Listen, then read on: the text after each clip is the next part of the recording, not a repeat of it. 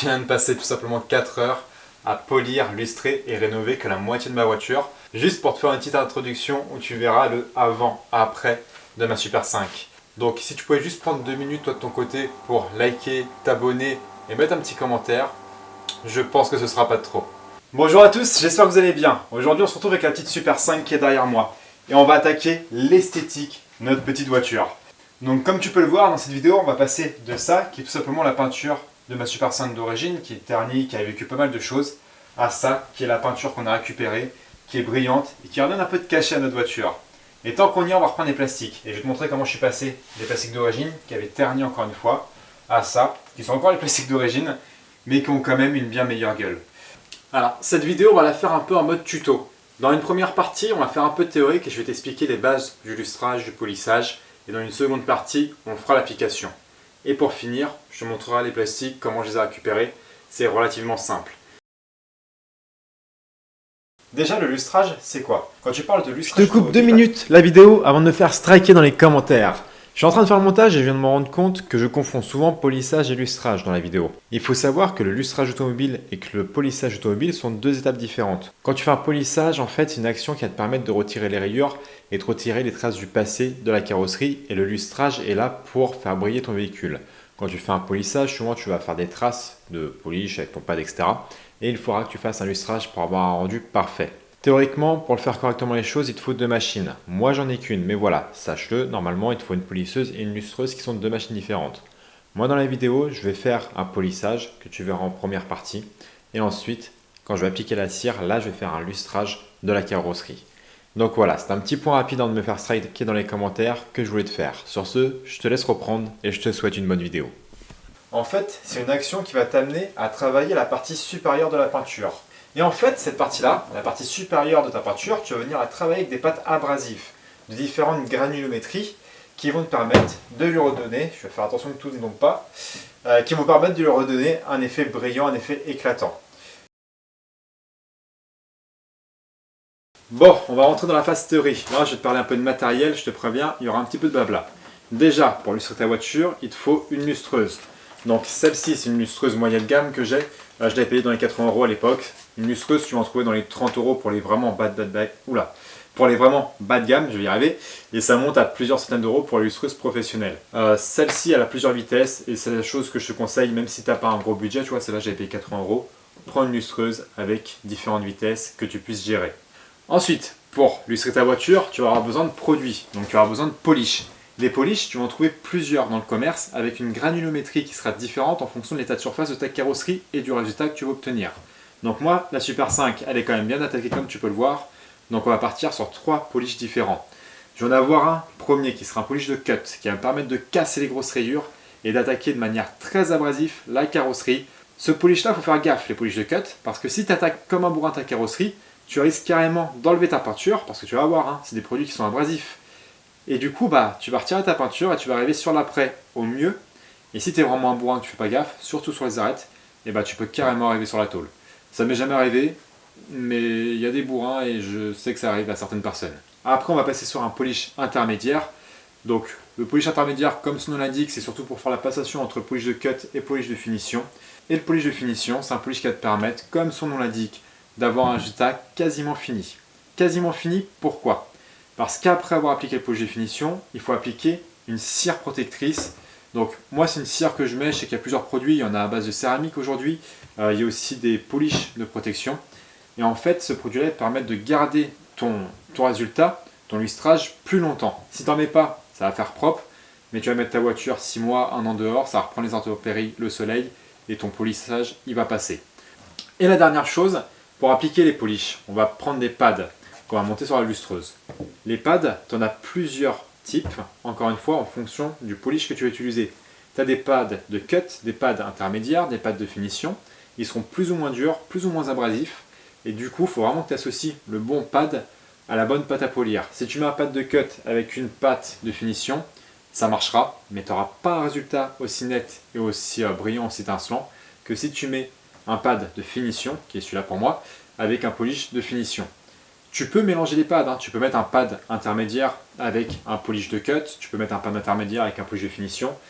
Mais si tu n'es pas trop à l'aise avec ça, tu t'embêtes pas, tu prends tout simplement le pad qui correspond au polish. Donc un de finition pour la finition, un intermédiaire pour l'intermédiaire et un de cut pour le polish de cut.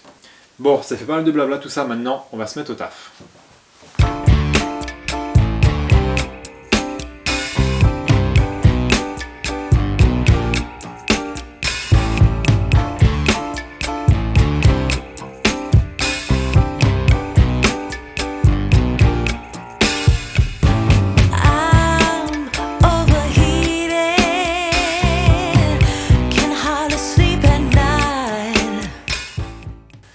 On va attaquer la première passe de polish. Donc là, je prends le cut comme je l'ai dit tout à l'heure. Alors le pad, s'il est neuf, tu mets un peu de produit et tu vas un peu disperser ton produit partout sur le pad. Pas pour l'imbiber, hein, mais pour pas qu'il soit sec, pour l'humidifier, on va dire, pour qu'il soit un peu gras. Une fois que tu en as mis un peu partout, que ton pad est un peu gras, tu mets pas beaucoup, tu mets 4, 5 noisettes. Hop, hop, hop, hop. Moi, je répartis un peu le produit. Travaille sur des petites zones, ça sert à rien que tu essayes de faire ta voiture en un seul coup. Tu fais des petites zones de quoi? De 50 cm par 50 cm et tu avanceras mieux et tu auras un meilleur résultat comme ça. Donc là, j'ai réparti mon produit. Ensuite, là, je vais passer une première fois avec une vitesse lente pour étaler mon produit. Et après, je vais passer avec une vitesse plus rapide pour vraiment attaquer un peu plus la surface.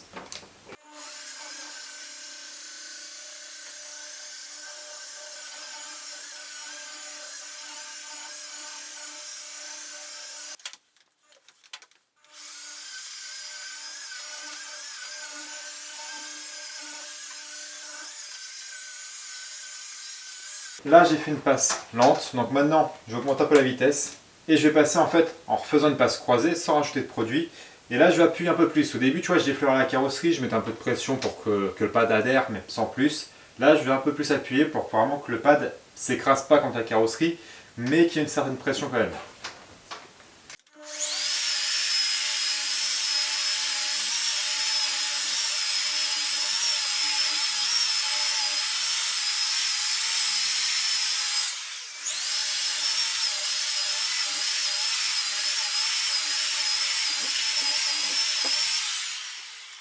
Une fois que tu as fait ta première passe, le polish qui reste, il va falloir que tu le retires. Donc là, tu prends une microfibre, tu frottes. Moi, je rajoute du produit à vitre.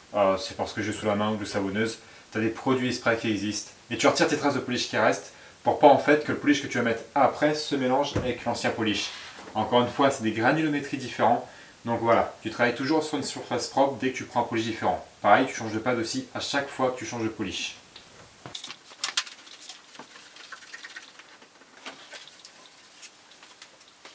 Comme tu peux voir, le résultat est quand même vachement mieux déjà. Donc maintenant, en fait, tu reprends à chaque fois la même opération avec les différents polishes. Là maintenant, on va passer un coup de polish intermédiaire et après on va passer un coup de finition avant d'attaquer un autre élément.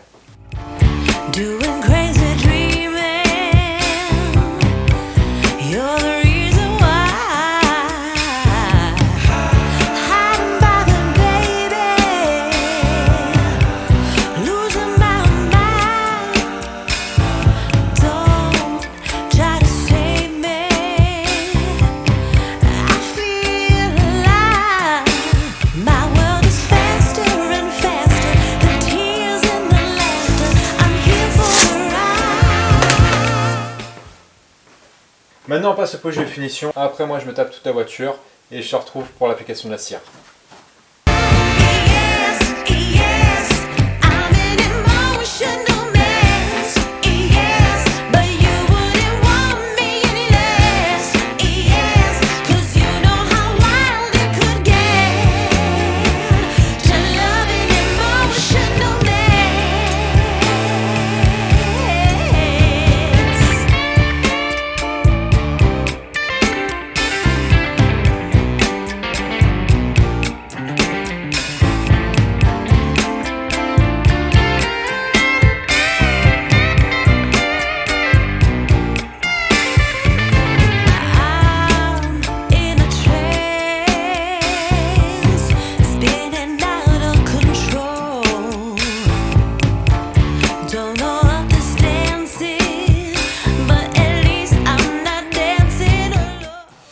Du coup, on en est où de ce polissage? J'ai passé les 3 polishes comme je t'ai dit, j'ai fait les angles comme tu as pu le voir.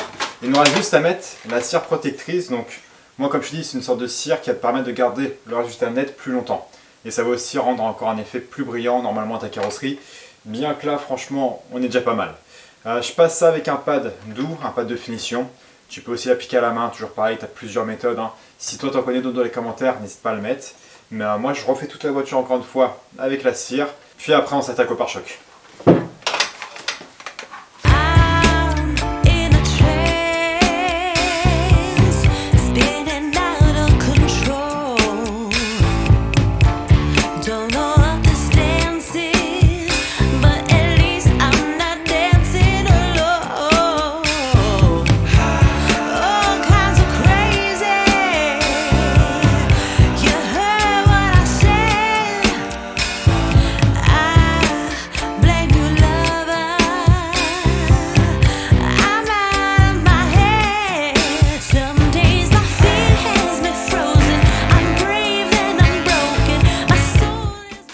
Bon, et ben elle a déjà une bien meilleure gueule de petite Super 5. Ce que je vais faire maintenant, c'est que je vais décacher en fait tous les plastiques que j'ai cachés et je vais également retirer toutes les traces de de polish qu'il peut avoir sur les plastiques. Ça, je vais pas te le filmer. Moi, je fais ça avec un nettoyant classique. Puis après, une fois que tout ça sera fait, on va passer sur les plastiques et puis après, on fera des petites images sur la voiture finie.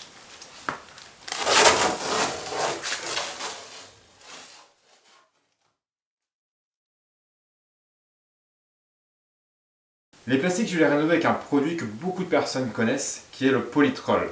Le Polytrol, je vais faire un point rapide dessus. C'est un rénovateur plastique, tu peux rénover plusieurs matériaux dessus. Les pierres, les carrosseries, je crois. Enfin, c'est un peu un rénovateur tout matériaux. C'est un produit qui est pas mal, ça va vraiment faire un coup d'éclat à tes plastiques, mais ça va faire un effet un peu gloss, un peu brillant, que tu n'auras pas forcément sur des plastiques d'origine. Et ce que je reproche, c'est que c'est une solution qui marche, mais dans le temps, je trouve pas que ça tienne très bien, surtout quand ta voiture va prendre les intempéries, que tu roules tous les jours avec. Après, ça reste un produit qui marche bien et surtout qui est relativement accessible. Je sais plus à combien il est, mais je crois que c'est 15-20 € le litre. Et tu peux faire pas mal de carénage, pas mal de plastique, donc voilà. Donc voilà pour mon avis sur le Polytrol. Pour l'application, moi je l'ai déjà mis dans le petit bouchon que tu vois là. En fait, tu mets un pinceau, tu le mets en couche épaisse sur tes plastiques. Hop, tu fais attention à ne pas faire de coulure. Là tu barbouilles, hein. Vraiment tu t'en fiches. C'est juste les couleurs qu'il faut faire gaffe.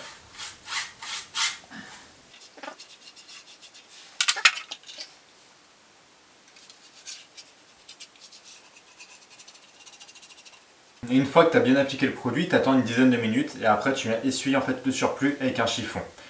Du coup on va attendre 10 minutes avant d'essuyer et pendant cela on va faire toute la voiture.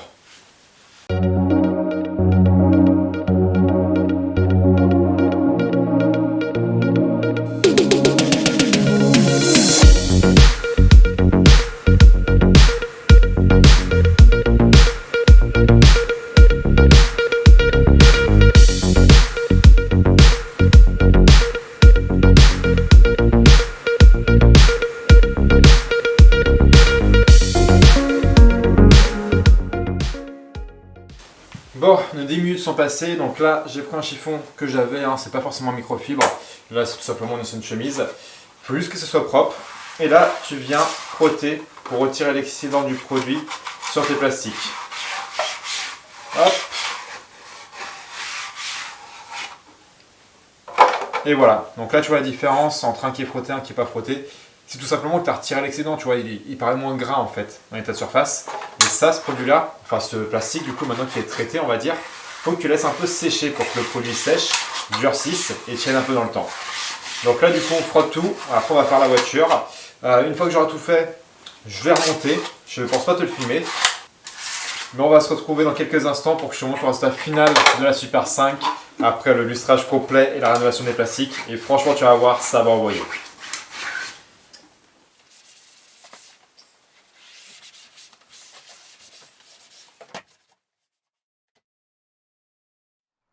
J'ai trouvé un petit coin sympa pour te faire des belles images, histoire de bien terminer la vidéo. Mais avant de te quitter, je voulais juste te dire, pour faire la prochaine vidéo, il me manque une pièce, qui est celle-ci. En fait, la prochaine vidéo, ce sera à l'intérieur de la Super 5. Et en fait, il me manque, c'est pas le tableau de bord, c'est une espèce de console centrale qui est sur la Super 5, qui va tenir l'horloge, les boutons de chauffage, le porte-CD, etc. Cette pièce-là, j'arrive pas à la trouver. La mienne, il y a des vis qui ont été rajoutées de partout, elle a été recollée, elle est dans un état pitoyable. Donc si tu en as une, ça peut m'intéresser. Sur ce, je t'invite à mettre ce que tu penses de la Super 5 dans les commentaires. Si tu as des axes d'amélioration, des axes de progression, n'hésite pas à m'en faire part. Je suis vraiment preneur de conseils pour m'enrichir et progresser. Et puis moi, je te retrouve très vite pour une prochaine vidéo, peut-être sur la Super 5, mais peut-être aussi sur un autre sujet. Allez, je te souhaite un bon visionnage et n'hésite pas à t'abonner.